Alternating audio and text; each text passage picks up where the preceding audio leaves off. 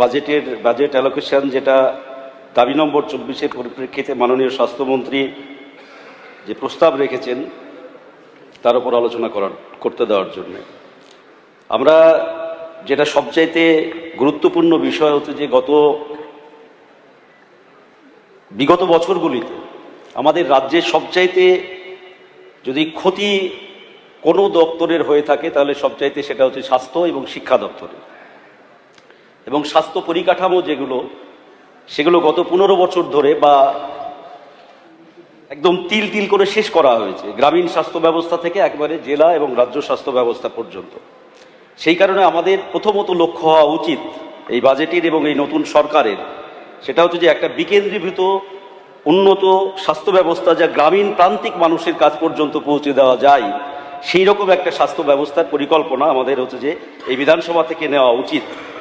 যাতে আমরা দেখেছি গত আরজিকর অভয়াকাণ্ড, এই ধরনের ঘটনা সহ স্বাস্থ্য ব্যবস্থাতে যেগুলো দুর্বলতা আমাদের আছে এই সময়ে তৈরি হয়েছে, সেইগুলোকে হচ্ছে যে চিহ্নিত করে সেগুলো আগে দূর করা দরকার, যা সাধারণ মানুষকে প্রভাবিত করে। আমি কত টাকা এখানে বিধানসভায় দাঁড়িয়ে কত কোটি টাকা বাজেট পেশ করলাম, কত টাকা খরচ হবে, তার থেকেও বড় কথা হচ্ছে যে এই যে টাকা আমরা বরাদ্দ করছি তা একেবারে প্রাইমারি হেলথ সেন্টার পর্যন্ত সেই টাকা পৌঁছাচ্ছে কিনা বা তার সঠিক ব্যবহার হচ্ছে কিনা, এইটা আমাদের অভিমুখ হওয়া দরকার। এই সময়কালে দাঁড়িয়ে আমরা দেখেছি প্রান্তিক ক্ষেত্রে যে স্বাস্থ্য ব্যবস্থা, যেমন গ্রামীণ প্রাথমিক স্বাস্থ্য কেন্দ্রগুলো একেবারে ভেঙে পড়েছে। আমি বলছি, আমি বিধানসভা বিধায়ক নির্বাচিত হওয়ার পরই আমার ডোমকল বিধানসভা এলাকাতে আমি নিজে হচ্ছে যে প্রাথমিক স্বাস্থ্য কেন্দ্রগুলো হচ্ছে যে ভিজিট করি। হঠাৎ করে একটা প্রাথমিক স্বাস্থ্য কেন্দ্রে হচ্ছে যে গড়াইমারি প্রাথমিক স্বাস্থ্য কেন্দ্র ডোমকল বিধানসভা, সেখানে গিয়েছি আমি 11টা সাড়ে 11টার সময়।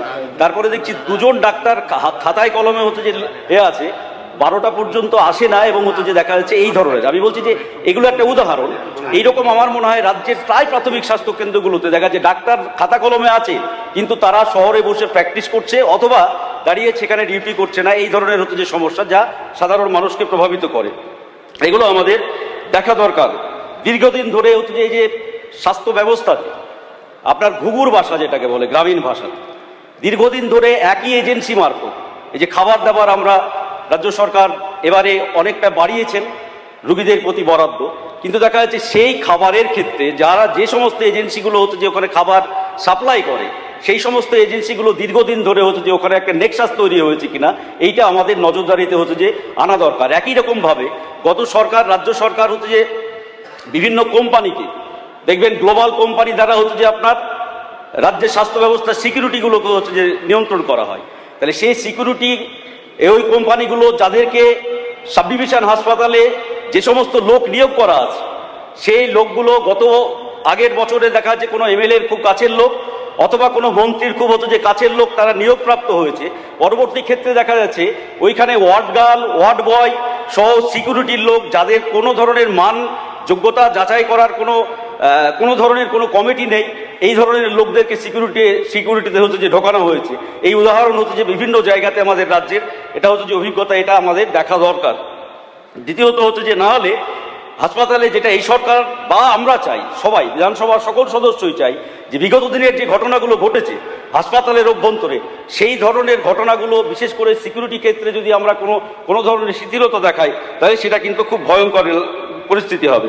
আমার বিধানসভা এলাকায় মাননীয় স্পিকার একটা সাব ডিভিশন হাসপাতাল আছে, কিন্তু সেই হাসপাতালে দেখা যাচ্ছে আরও একটা সমস্যা, যেটা সাধারণভাবে আমাদের মাননীয় স্বাস্থ্যমন্ত্রী এই বিষয়টাকে অ্যাড্রেস করেছেন, কিন্তু মিডিয়াতে আমি বলছি যে এটা শুধু মিডিয়াতে বা হচ্ছে যে বাইরে বক্তৃতাতে আমরা জনপ্রিয়তা অর্জন করার জন্য বললে হবে না।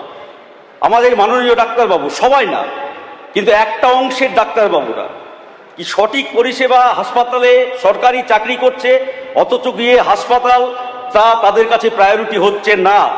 এরকম উদাহরণ আছে। আমি নিজে আমার হাসপাতালে, সাব ডিভিশন হাসপাতালে আমার চোখের একটা সমস্যা হয়েছে। আমি সাব ডিভিশন হাসপাতালে গিয়ে সেই চোখের ডিপার্টমেন্টে গিয়ে দেখছি বেলা 12:30 পর্যন্ত সেই চোখের ডাক্তার যিনি প্রধান দায়িত্বে হেড, তিনি হতে যে বাইরে চেম্বারে প্র্যাকটিস করছেন। আমি ডাক্তারবাবুদের অসম্মান করতে চাই না, কারণ আমাদের এখানে অনেক রাজ্যে প্রতিযোগিতা ডাক্তারবাবুরা আছে যারা এখনো পরিষেবা দিচ্ছেন মানুষকে, কিন্তু এই ধরনের একটা চক্র যেটা প্রত্যেকটা হাসপাতালে সমস্যা তৈরি করে, সঠিক সময়ে যেখানে 11টা থেকে বা হতো যে 9টা থেকে সকাল 9টা বা 10টা থেকে হচ্ছে যে আউটডোর করা দরকার, দেখ 12টা বেজে যাচ্ছে, 1টা বেজে যাচ্ছে, আউটডোরে না গিয়ে প্রাইভেট প্র্যাকটিস করছে। এই বিষয়গুলো হচ্ছে যে আমাদের গুরুত্ব দিয়ে হচ্ছে যে দেখা দরকার। একই রকমভাবে স্বাস্থ্য ব্যবস্থার মূল যে বিষয়টা হচ্ছে যে স্বাস্থ্য সচেতনতা, সেই ক্ষেত্রে আমাদের আশাকর্মীরা আছে। তাহলে আশাকর্মীদের যে কাজটা করা দরকার গ্রামে গ্রামে গিয়ে, পরিবারে গিয়ে, বা হচ্ছে যে আমার গর্ভবতী মায়েদেরকে যে ধরনের সচেতনতা দেওয়া দরকার, সেইগুলো সঠিকভাবে হচ্ছে কিনা, এইগুলো হচ্ছে যে আমাদের আগামী দিনে হচ্ছে যে লক্ষ্য রাখা ভীষণভাবে হচ্ছে যে দরকার। দ্বিতীয়, তারপরে হচ্ছে যে দেখবেন আমাদের বিশেষ করে আমি দাবি করছি যে বেড, এই যে মুর্শিদাবাদের মতো জেলা থেকে রেফার করে গ্রামান্তর থেকে রুগীরা নিয়ে আসা হয়, এইখানে দেখা যাচ্ছে মেডিকেল কলেজ থেকে, মুর্শিদাবাদ মেডিকেল কলেজ থেকে রেফার করলো হচ্ছে যে আমি কথা বলছি এনআরএস হাসপাতালে এসে সেই রুগীর সাথে সঠিকভাবে না দেখেই হতো যে আপনার তাকে ঘুরিয়ে দিল, এখানে হবে না, পিজিতে যাও, পিজি থেকে আবার হচ্ছে যে যাও অমুক জায়গায় যাও। এইরকম ভাবে একটা হয়রানি রাজ্যের হাসপাতালগুলোতে হচ্ছে যে করা হয়। তার জন্য একটা সঠিক মনিটরিং কমিটি এবং রোগী কল্যাণ সহায়তা শিবিরগুলো যেগুলো আছে, গ্রাম থেকে আসা, এই যে প্রান্তিক গ্রাম থেকে আসা মানুষদের এই হয়রানি বন্ধ হওয়া দরকার। আর একটা মারাত্মক প্রবণতা যে হাসপাতালগুলোতে তৈরি হয়েছে, সেটা হচ্ছে যে সাবডিভিশন হাসপাতাল, বেড আছে, ফাঁকা বেড পড়ে আছে। আমি হচ্ছে যে ডোমকলেই আমরা সেদিন সিএমওএস সাহেবকে নিয়ে একটা 20 সদস্যের টিম সহ আমি থেকে ভিজিট করছি, সমস্ত ডিপার্টমেন্টকে হচ্ছে যে সিএমওএস সাহেব একের পর এক জিজ্ঞাসা করছে। দেখা যাচ্ছে এই প্রবণতা দেখা গেল সেখানে দাঁড়িয়ে এমার্জেন্সিতে রুগী আসার পর শুধুমাত্র 1 মিনিটের মধ্যেই আবার তাকে এমার্জেন্সি থেকেই রেফার, অথচ হাসপাতালের ভিতরে বেড আছে, তাকে ভর্তি করা, 1 ঘন্টা অবজারভেশনে রাখা বা 1-1.5 ঘন্টা দেখা, এসবের কোনো বালাই নেই।